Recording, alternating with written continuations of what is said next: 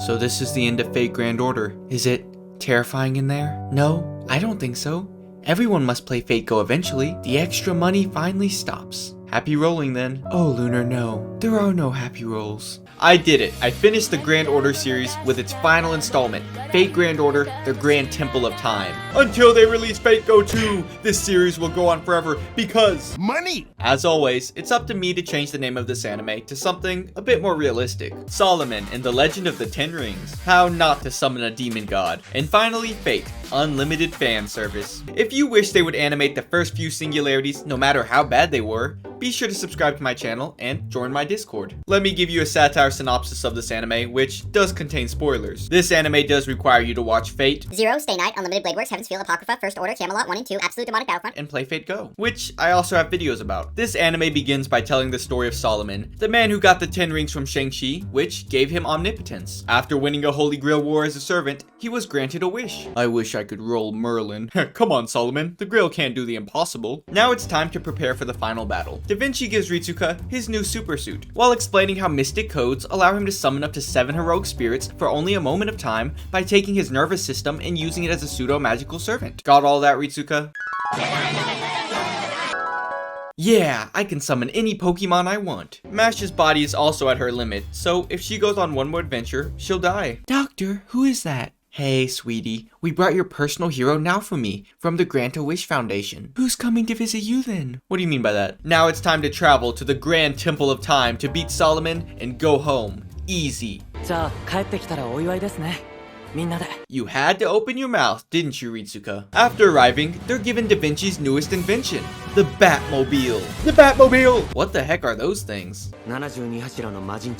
What the f does that mean? Hey look, it's the evil leprechaun from Lucky Charms. Haven't seen him since First Order. He's now revealed to be one of the 72 demon gods, but the demon god of information, which is probably one of the lamest sounding titles that you can get. Now it's time to spin the gacha to see who he summons. Alright, Alexander the Third. Welp, there he goes. Turns out that you have to kill all 72 of these things at the same time, which is probably going to be one of the most difficult— No, don't say it. This joke has been done so many times. Assemble. Wow, all of the heroes that they've met on their journey are showing up by—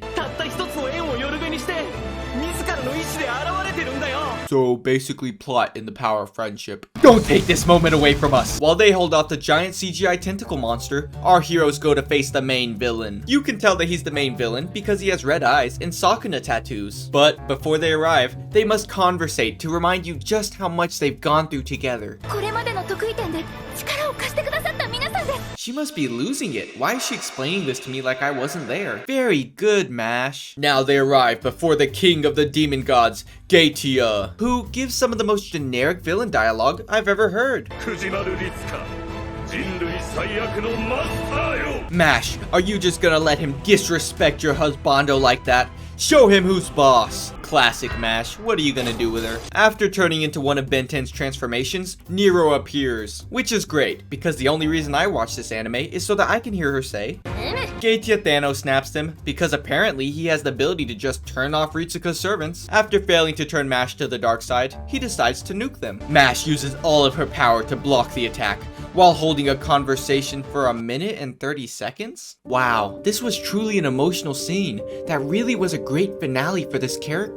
Hey, what are you doing? Don't click that button. Now Ritsuka decides that he will take up the mantle of Captain America to defeat— Hey, what is Dr. Roman doing here? Oh my gosh, he was Solomon the whole time. He became a human when he won the Holy Grail War, losing his omnipotence. Is what I would like to say if some idiot in my comment section didn't spam every spoiler possible. You know who you are. Solomon now sacrifices himself using his ultimate attack, which erases himself and things directly associated with him. Since all 72 demon gods, as well as Gaetia, were created by Solomon to look after humanity when he died, they're greatly weakened. My only question is, why didn't he do that before Mash got deep fried into a french fry? It's okay, Rocky.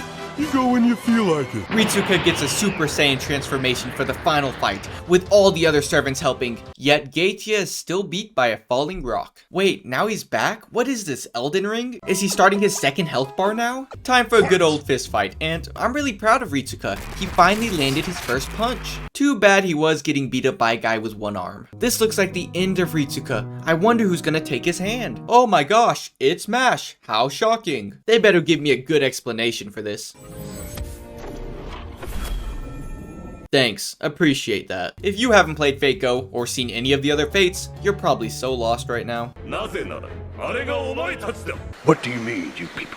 Now, let's talk about the characters in this anime, starting off with Ritsuka, the character who actually got into the action this time. I've made fun of this character in just about every review that I've done so far, so I think I'll give him a break this time, even though he said that his whole reason for fighting is to live. Maybe he should have chosen a different occupation. I do have to hand it to him though, he did beat up a beast class servant with his bare hands. Aggravated assault tier. MASH, the character who had the great noble sacrifice to protect her master, that really showed emotion in a normally emotionless character. She even had moments where she grew sad thinking about what is to come, yet did it all anyways after finding her purpose. Hey, I heard you killed off MASH. What's the big idea? Well, it was for her character arc to come to an end. Bring her back. What? We need to sell more PNGs of her. I did do some research, so I understand how she came back, but it's still stupid. Survived for merchandise tier. This was honestly the story of the man who's worked more jobs than Johnny Sins, Solomon. Let me tell you about this character from the perspective of a Fate Go player. He sacrificed himself to bring an end to the Age of Gods due to his interactions with MASH and Ritsuka. He shows that even though there's suffering in life, that doesn't make life just despair. Meanwhile, anime only fans are thinking, oh, that one dude who sat in a chair and gave orders died. Anyways, at the end of the day though, this whole thing was his fault anyways. All his fault here. The final boss, Geitia, who is probably the dictionary definition of a villain. After being created to protect humanity, he pulled a Skynet and said, human lives sure are meaningless, let's kill them, become God, and create a world without death. He even evil monologues every 2 seconds. In the end, he even said, I understand humans now. Just a textbook villain. Copy, paste here. Special thanks to Gilgamesh for showing up in this anime, then standing in place, watching everything go down. I suppose it is because it took all of his energy to leave his chair. Still carried the anime tier. Time for final thoughts and rating the anime. I did not care for this anime. What? Did not care for this anime. How can you even say that, Lunar? Didn't like it. It's so I mean, good. It's like the perfect finale. Didn't like it. That's what everyone says. Whatever. It's Saber of Red, Red Saber. I mean, you never see Gilgamesh. Let me speak from an anime-only viewer's perspective before I speak about the perspective of somebody who's played the game. As an anime-only viewer, this movie makes no sense. I don't know half the characters. They all on average say less than one word. It was just dumb how they pulled all the heroes for fan service, and the reasoning was so bad, I would have preferred if they said, My source is that I made it the fuck up. The plot is impossible to understand, as well as parts being extremely predictable. I didn't feel anything for the sacrifices of these characters, because in the last few series, there was nothing to get attached about. An anime-only fan would probably give this about a 7.5 out of 10 or less. However, it's very clear that this movie was made for Fate Go players. It was way more impactful since you know all of these characters. This is like if you went to watch Avengers Endgame, but actually watched all the other movies beforehand. It led to some of the most amazing moments in Fate that gave you chills watching all of these characters together. It made the sacrifices actually meaningful as well. The soundtracks were amazing and the animation really lived up to the other Fates. A Fate Go fan would probably rate this movie about an 8.5 or up. I'm a bit in between the two groups. So while my anime list gave this anime a score of around 7.9 out of 10, I will be giving it a score of 8.1 worst masters of humanity out of 10. Hello, Outro Lunar here. Click here if you want to see my channel. Click over here if you want to see my most recent video. Click over here if you want to see the recommended video. Alright, bye.